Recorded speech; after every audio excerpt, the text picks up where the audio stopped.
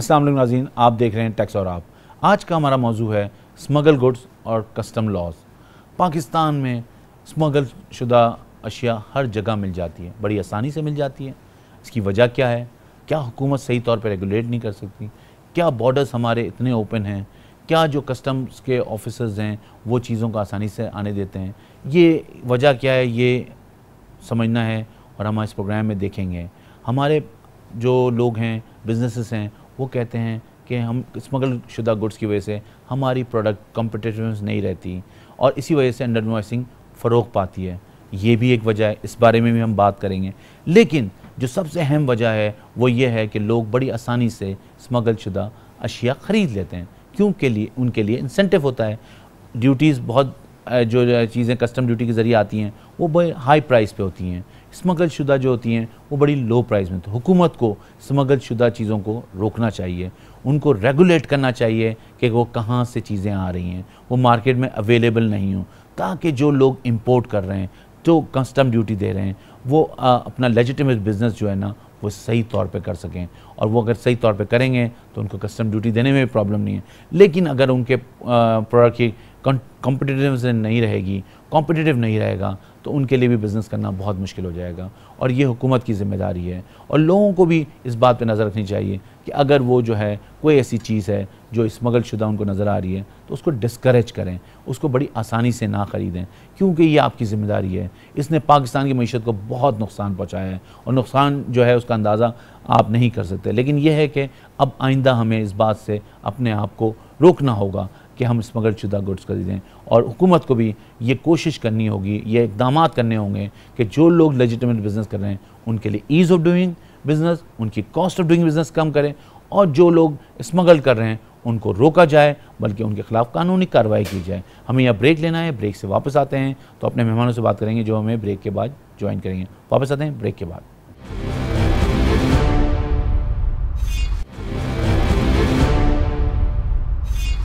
Welcome back. Break पे जाने से पहले हम बात कर रहे थे कि स्मगल गुड्स और कस्टम के कवानीन पर हमें मेहमानों ने ज्वाइन किया है। हमारे साथ मौजूद हैं शब्बीर मंशा चूड़ा साहब जो फॉर्मर चेयरमैन है कस्टम कमेटी FPCCI के, और हमारे साथ मौजूद हैं शेरबाज बलोच साहब जो प्रेसिडेंट हैं सरहद चैम्बर ऑफ कॉमर्स के। मैं पहले जाऊँगा शब्बीर चूड़ा साहब के साथ। अस्सलाम वालेकुम।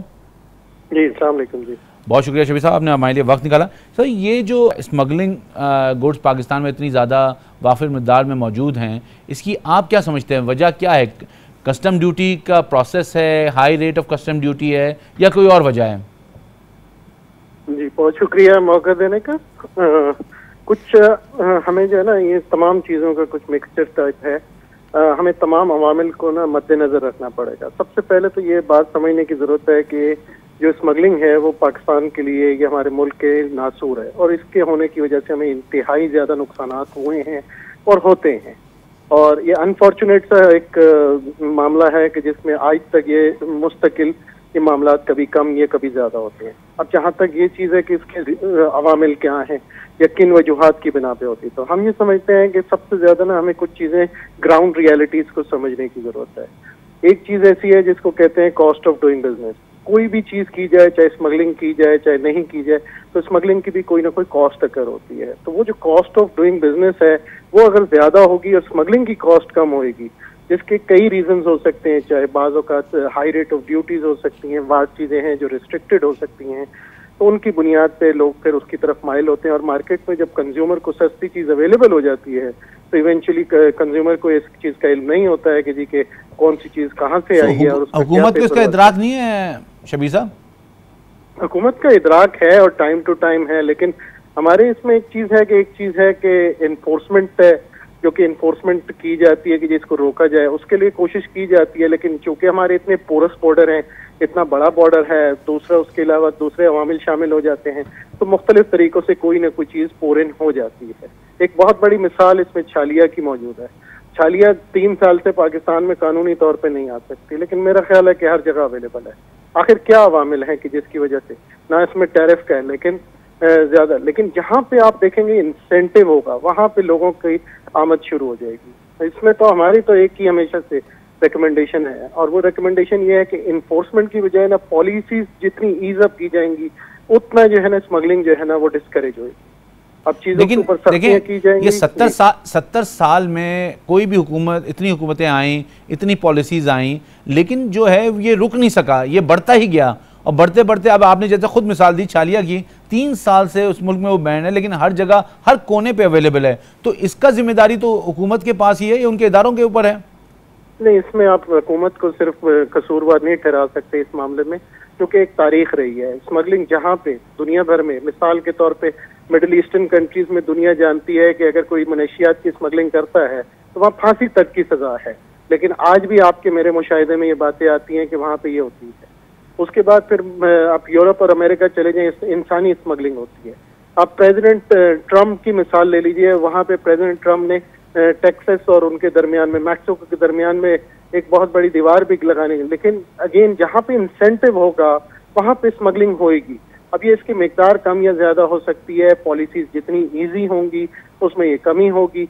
हम किसी चीज को उस तरह अननेचुरल वे में रोकने की कोशिश करेंगे तो वो बेसिकली आइडियल माशरा तो कोई भी नहीं होता, लेकिन 10% 20% ऐसी चीजें होती हैं, 80% तो डॉक्यूमेंटेशन होती है। हमारे यहाँ अदर वे राउंड है इसका। नहीं, ऐसा नहीं है, ऐसा नहीं है। लेकिन बात यहाँ पे ये आती है कि अगर हम पॉलिसीज में आसानी पैदा करें। अब ये नए कवानीन आए हैं जिसमें बात जगह पे ये कहा गया है कि हम 6 साल तक एक आदमी को जवाब देना है और उसके बाद ऑडिट भी करवाना है और दूसरी चीजें भी करनी है, और वही स्मगलर को सहूलत होती है कि जी कि उसने माल मार्केटों में पहुंचा दिया और उसको सहूलत रही और कॉस्ट ऑफ डूइंग बिजनेस भी कम हुई, उनकी प्रोडक्ट भी सस्ती पड़ती है। तो उस हिसाब से वो इंसेंटिव बन जाता है उनको काम करना। इंसेंटिव उनका कम किया जाए।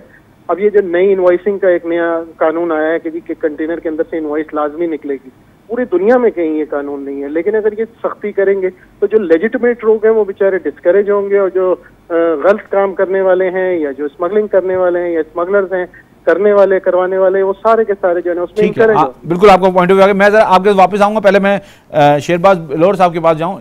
अस्सलाम वालेकुम। वालेकुम सलाम। शेरबाज साहब, बहुत शुक्रिया, आपने हमारे लिए वक्त निकाला। ये जो बात हो रही थी यहाँ पे कि जो है इंसेंटिव जो है उसकी वजह से स्मगलिंग होती है, आप क्या समझते हैं कि ये हुकूमत ने जो भी इकदाम हो रहे हैं, जो हुए हैं, इससे बिजनेसमैन के लिए कॉस्ट ऑफ डूइंग बिजनेस और बिजनेस करना जो है, ईज ऑफ डूइंग बिजनेस जो है वो रिस्ट्रिक्टेड हो गया बहुत? जहाँ तक जी केपी की बात है, ईज ऑफ डूइंग बिजनेस तो बिल्कुल मौजूद ही नहीं है। जैसे भाई ने बातें की हैं बड़ी अच्छी, मैं इसको समझता हूँ, क्योंकि जो पॉलिसीज हमारी आ रही है, जितने हमारी हुकूमत कवानीन बना रही है, स्मगलिंग को प्रमोट करेंगी। क्योंकि आम जो आपके रजिस्टर्ड टैक्स पेयर्स है, ये ज्यादा मुश्किल होगा इनके लिए जो है काम करना, तो एक तरह से स्मगलिंग को प्रमोट कर रहे हैं। जहाँ तक केपी की बात है, बॉर्डर फेंसिंग हो गई, सब कुछ हो गया, लेकिन जैसे उन्होंने मैक्सिको का मिसाल दिया, थोड़ी बहुत हो सकती है। अब फॉर एग्जांपल स्मगलिंग की आप अगर बात करें तो इस चीज को आप खत्म नहीं कर सकते, इसको आप मिनिमाइज कर सकते। तो मिनिमाइज करने के लिए, मिनिमाइज करने की तरफ पॉलिसीज आप इस तरह की बनाएं कि इस चीज को आप डिमोट करें। ठीक है, तो आप क्या पॉलिसीज अभी आपके ख्याल में ऐसी नहीं है, बिजनेसमैन फ्रेंडली नहीं है पॉलिसीज? बिल्कुल जी, इस पे अभी चेंबर वाले इन टच है एक दूसरे से, और शायद एक प्रेस कॉन्फ्रेंस भी बहुत जल्द कर ले। बिल्कुल हुकूमत की पॉलिसीज जो अभी आई हैं, हम उससे खुश नहीं हैं, और हमें कमेटियों में भी डाला गया था नॉर्मली इसको सॉल्व करने के लिए। जो हमारे राय थे, जो मशवरे थे, बिल्कुल वो भी उन्होंने नहीं सुने। तो ये जो अंडर इनवॉइसिंग है, ये भी वजह यही है कि लोगों को मतलब मार्केट में दूसरी प्रोडक्ट मिल जाती हैं, इसलिए उनके लिए यहाँ पे कॉम्पिटिटिवनेस नहीं रहती जब वो सही प्राइस पे इंपोर्ट करते हैं। तो शेरबाज साहब, आपको मेरी आवाज आ रही है? सॉरी, क्वेश्चन आगे दोबारा पूछ लें। मैं कह रहा हूं कि ये जो अंडर इनवॉइसिंग का एक पाकिस्तान में बहुत बड़ा सैलाब आया हुआ था और अब अभी भी है, तो उसकी वजह यही है कि लोगों को ये पता है कि मार्केट में स्मगल गुड्स मिल रही हैं, तो अगर वो रियल प्राइस पे इंपोर्ट करेंगे तो वो कॉम्पिटिटिवनेस नहीं रहेगी। ये तो देखें जी, अगर आप अंडर इनवॉइसिंग की बात करें तो ये तो क्राइम है, ठीक है ना। ये भी पॉलिसीज की बात फिर से आ जाती है। अगर पॉलिसीज होंगी, ईज ऑफ डूइंग बिजनेस होगा, तो ये चीज कम से कम होगी। ठीक है। अगर आपके पॉलिसीज इस तरह के आते हैं जो बिजनेस को डिमोट करते हैं, फिर तो मुझे लगता है कि ये चीजें और बढ़ेंगी। तो हुकूमत अगर चेंबर ऑफ कॉमर्स मल्टीपल पुराने बिजनेसमैन से साथ बैठ के मिले और उनसे बातें करें, तो फिर ये चीजें कम हो सकती है। चले ठीक है, पिछला हम छोड़ देते हैं। अगर आगे अब आप बताएं कि कस्टम्स के हवाले से क्या पॉलिसी लेके आए, कोई अगर चंद पॉइंट आप शेयर करना चाहें हमसे कि क्या आप समझते हैं, क्या हुकूमत को आप प्रपोज कर रहे हैं? कस्टम ड्यूटी के हवाले से, सेल्स टैक्स के हवाले से, इनकम टैक्स के हवाले से सब चेंबर ऑफ कॉमर्स की तरफ से FBR को मशवरे गए थे। अनॉमली कमिटीज में भी कुछ चेंबर के प्रेसिडेंट्स को, काफी काउंसिल्स के, एसोसिएशंस के प्रेसिडेंट्स को डाल के उनसे पूछा गया था, लेकिन किसी भी पॉइंट पे मशवरा करके भी अमल नहीं हुआ। तो अब हुकूमत ने सुनना नहीं है, तो हमें नहीं पता हम उनको मशवरे किस चीज के दे रहे हैं। आप ये समझ रहे हैं कि हुकूमत सुन नहीं रही है आपकी बात? तो ये तो हमेशा की शिकायत रही है बिजनेसमैन की, कोई भी हुकूमत हो। देखें जी, प्राइवेट सेक्टर जो है आपका मुल्क तरक्की की तरफ लेके जाता है। अगर हुकूमत आपस में बैठ के चलने की कोशिश करती रहेगी तो मुझे नहीं लगता ये कामयाब हो सकती। जब तक प्राइवेट सेक्टर आपकी इन्वेस्टमेंट ना करे और डेवलपमेंट ना करे, हुकूमत अकेले कुछ नहीं कर सकता। मैं नहीं समझता कि डेवलपमेंट कर सकेगी। ठीक है, तो आप समझते हैं कि प्राइवेट सेक्टर को, हुकूमत को जो है वो सपोर्ट करना चाहिए और इंसेंटिवाइज करना चाहिए? बिल्कुल। ठीक है, मैं आपकी तरफ वापस आता हूँ, जरा मैं शब्बीर साहब से बात करूँ। शब्बीर साहब, आप क्योंकि काफ़ी मुंसलिक रहे हैं FCCI में, तो ये जो वैल्यूएशन रूलिंग्स हैं, इसकी वजह से क्या ये अंडर इनवॉइसिंग को मिनिमाइज किया जा सकता है?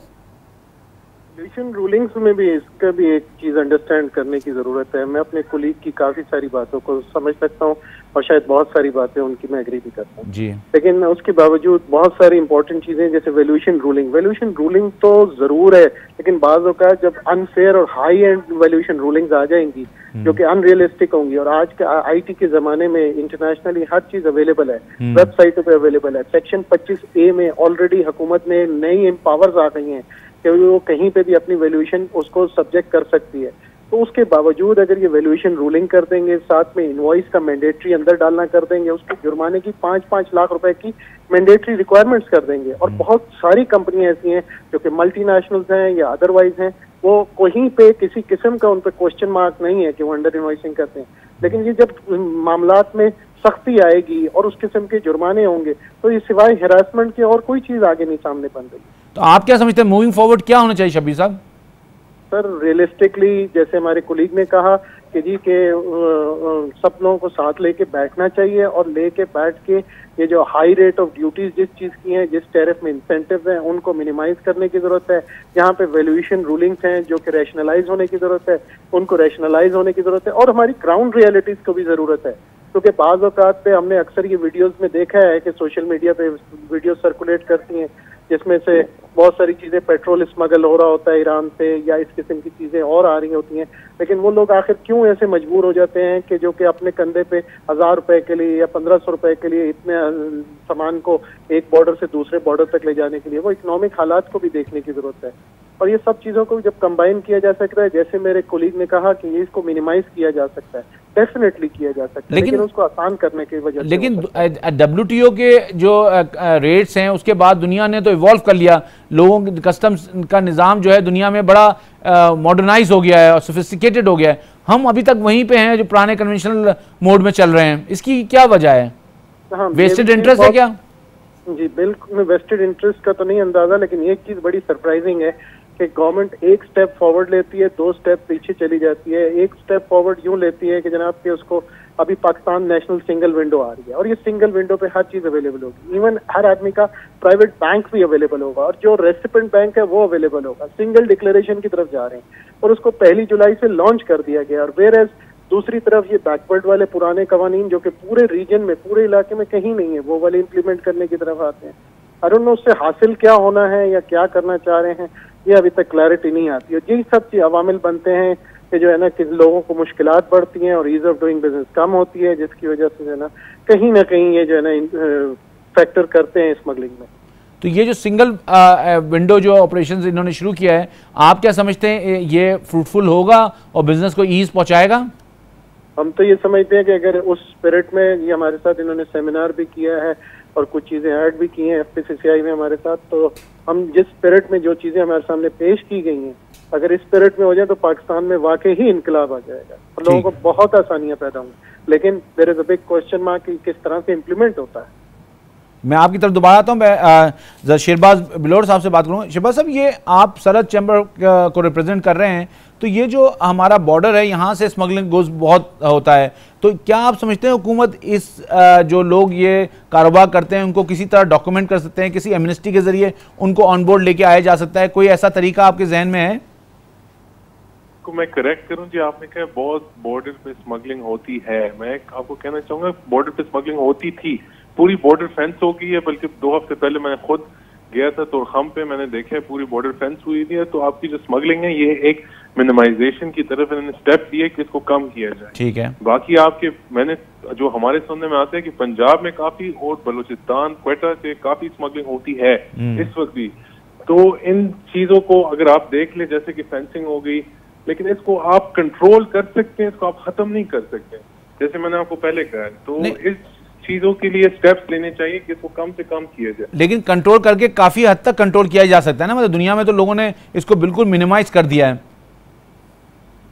हाँ, मिनिमाइज तो किस तरह आप बिजनेस कम्युनिटी को रिप्रेजेंट कर रहे हैं, तो किस तरह आप समझते हैं, किस तरह इनकरेज करना चाहिए, किस तरह इसको मिनिमाइज करना चाहिए?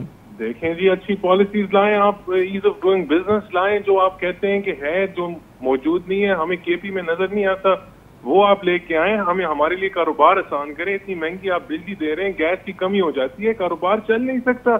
ये लोग कह रहे हैं कि और कारखाने लगाओ, जो कारखाने अभी मौजूद है उनके लिए आप मुश्किलात पैदा कर रहे हैं। कोरोना की वजह से उनके लिए इतने मुश्किल पैदा हुए हैं। फिर आप कह रहे हैं जो अनरजिस्टर्ड लोग हैं उनको आप 3% हमें आप टैक्स दे। पीआर क्यों बैठी हुई है इसमें? जो इतने लोग बैठे हुए हैं, किस चीज के लिए बैठे हुए हैं?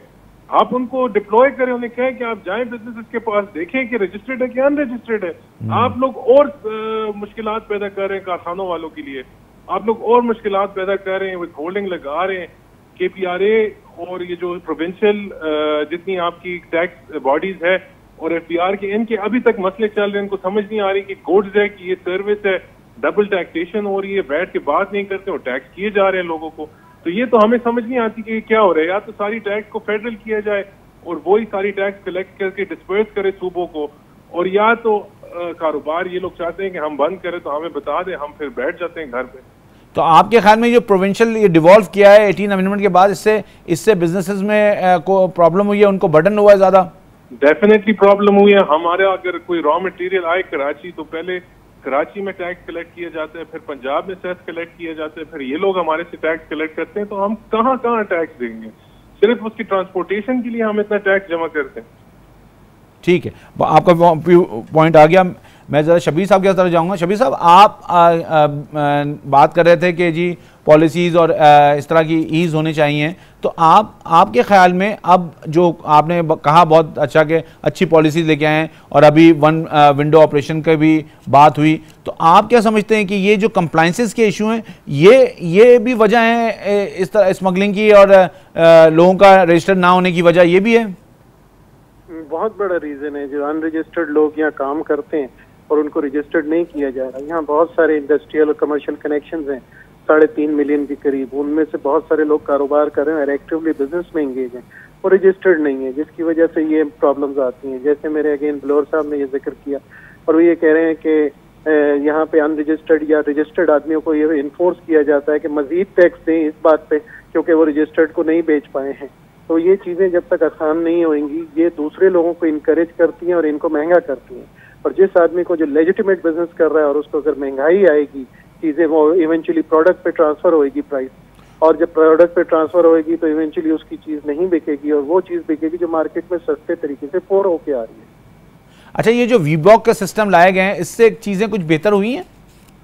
वीबॉक का सिस्टम तो साथ साथ पैरेलल चल रहा है। इसमें सिस्टम में तो वीबॉक के सिस्टम का डायरेक्ट इससे ताल्लुक नहीं है, लेकिन असल चीज जो अभी नई इन्होंने वीबॉक के साथ एडॉक की है और एड ऑन ये किया है कि पाकिस्तान सिंगल विंडो का, जैसे मैं उसके बारे में आपको बता रहा था कि 74 मुल्क के इदारे हैं जो इसके साथ मुंसलिक कर दिए जाएंगे।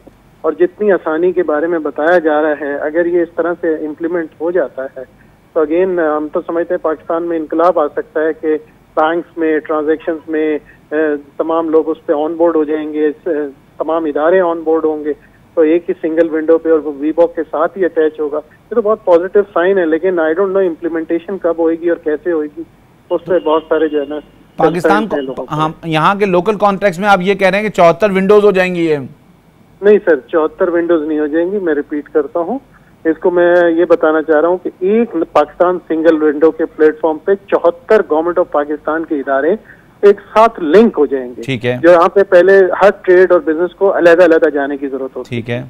और जहाँ पे जाने की जरूरत होती थी अब वो जाने की जरूरत नहीं पड़ा करेगी। ये RMS सिस्टम के तहत कंट्रोल होंगे और उसमें ह्यूमन इंटरेक्शन बहुत मिनिमम होगी। तो आपके ख्याल में ये अगर एग्जीक्यूट हो गया तो बहुत बड़ा मेजर एक ट्रांसफॉर्म आ जाएगा?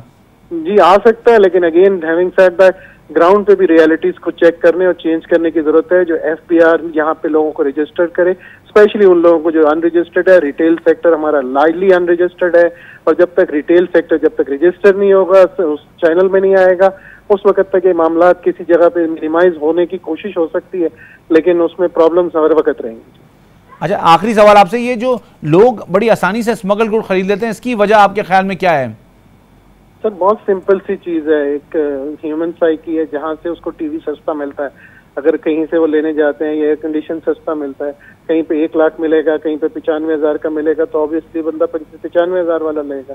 और इसी तरह दूसरी चीजें हैं जहाँ पे फर्क होगा रेटों का, तो वो इंसेंटिवाइज हो जाता है इंसान। तो इसमें उनके नॉलेज में नहीं होता, आवाम का इसमें सच डायरेक्ट कोई कसूर नहीं। तो आवाम का इतना कसूर नहीं है, हुकूमत को रेगुलेट करना चाहिए चीज़ों को? जी बिल्कुल जी, हुकूमत उसको जो है ना रेगुलेट करने के अलावा आसानियां पैदा करे। जितनी आसानियां पैदा करेंगे उतनी कॉस्ट ऑफ लेजिटिमेट बिजनेस कम होएगी, और जितनी लेजिटिमेट बिजनेस की कॉस्ट कम होएगी उतनी स्मगलिंग की कॉस्ट को नुकसान होगा। एक कंपैरिजन के तौर पे, अगर लेजिटिमेट बिजनेस 5-10%, 20% महंगा भी होगा, लोग उसको लो रिस्क समझते हो उसको करेंगे। लेकिन जब इंसेंटिव बड़े होने शुरू हो जाते हैं स्मगलिंग में, तो ऑब्वियसली लोग स्मगलिंग की तरफ जाते हैं और इनकरेज होते हैं। बहुत शुक्रिया आपके। शब्बीर साहब हमारे साथ मौजूद थे, शब्बीर मंशा शोरा साहब, ज्वाइन किया था शेरबाज बिलोर साहब ने, और हम बड़े वाज़े अंदाज में बता रहे थे कि पॉलिसीज़ का इशू है, इम्प्लीमेंटेशन का इशू है, और हुकूमत अगर ईज़ करे और कॉस्ट ऑफ डूइंग बिजनेस कम करे तो स्मगलिंग भी रोकी जा सकती है और लोग स्मगल गुड्स भी ख़रीदने से उनको जो है वो रोका जा सकता है। क्योंकि लेजिटिमेट बिजनेस में अगर कम मार्जिन के साथ चीज़ें अवेलेबल होंगी लोगों के पास, तो वो लोग जो हैं ऑटोमेटिकली उसको ख़रीदने से रुकेंगे, और इसी तरह स्मगल गुड्स को रोका जा सकता है। और ये भी बात है कि बॉर्डर्स तो अब क्लोज़ हो रहे हैं, तो चीज़ें जो हैं अब इंटरनली आपको इसको किस तरह स्ट्रीमलाइन करना है, ये भी बड़ा इंपॉर्टेंट है। हमें यहाँ ब्रेक लेना है, ब्रेक से वापस आते हैं तो हम देखेंगे आज की टैक्स कहानी और फिर बात करेंगे उस पर। वापस आते हैं ब्रेक के बाद।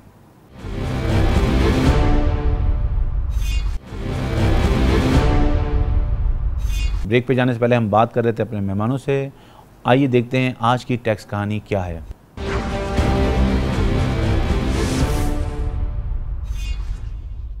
सेल्स टैक्स एक्ट 1990 का सेक्शन 11 एक ऐसी व्हीकल है जिसका बेजा इस्तेमाल टैक्स पेयर के लिए परेशानी का बाइस बना हुआ है। कभी सेल्स टैक्स रिटर्न फाइल ना करने पर, कभी सेल्स टैक्स रिटर्न ताखीर से फाइल करने पर, कभी ड्यू टैक्स ना जमा करने पर, और कभी गलत रिफंड एडजस्ट करने पर इस सेक्शन के तहत दी गई डिस्क्रिशनरी पावर का बेजा इस्तेमाल होता है। और ये सेक्शन 11 डिस्क्रिशनरी पावर का मुंह बोलता सबूत है। जब सेल्स टैक्स की लाइव इनवॉइस FBR के पोर्टल पर दिखाई दे रही है तो गलत रिफंड और कम टैक्स को बगैर किसी रिकॉर्ड के कैसे जांच पड़ताल और रिकवर किया जा सकता है। ये सवाल उठता है कि सेक्शन 11 को सेल्स टैक्स एक्ट में लाने की क्या वजह है और इसके बेनिफिशियरी दरअसल कौन लोग। आज की टैक्स कहानी से बस इतना ही।